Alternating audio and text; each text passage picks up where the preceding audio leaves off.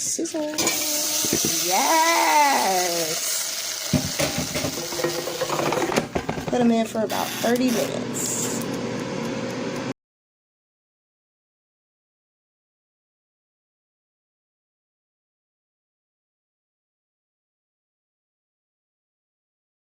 For crunchy, I decided to put them in for about 15 minutes first, and then I'm going to pull my basket out and shake it, return them back.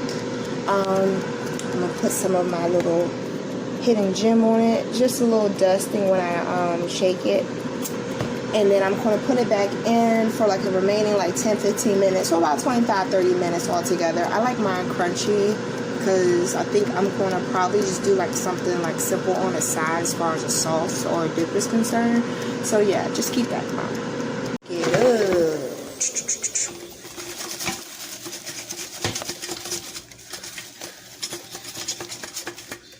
I should have did this before I recorded, huh? Put your white cheddar on top, just a couple sprinkles, and then return to the air fryer.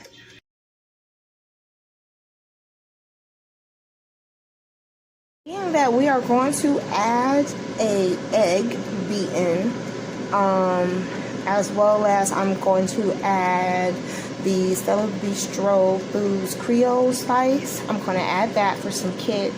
I'm going to add some diced green onion in my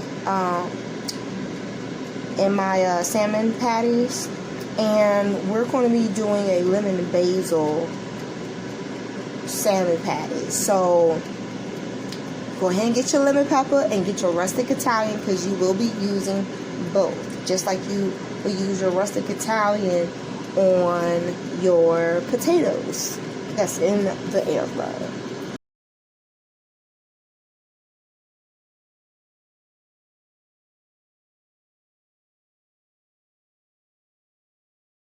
Alright, you guys, so I don't know how y'all great grandmother did it around y'all way, but great grandma made sure there was a nice crisp at the bottom and on the edges. So I like to make mine go a little bit longer than normal. Also, if you're having an issue with it sticking together, you can always use some form of like breadcrumbs, or what my great grandma used to do. She actually just used to make them into patties, letting the egg do the combining, but using a touch of flour to make it so that it actually sticks together. And then over here, bow.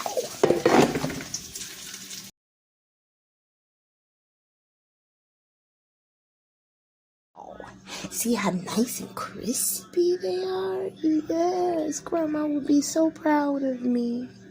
It smells amazing in here. The herbs intertwingling with those notes of that lemon, that basil. Oh my goodness. You would have thought I was in here cooking pork chops. It smells so good.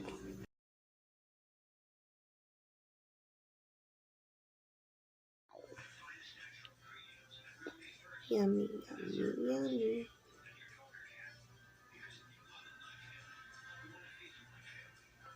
Like, comment, and subscribe.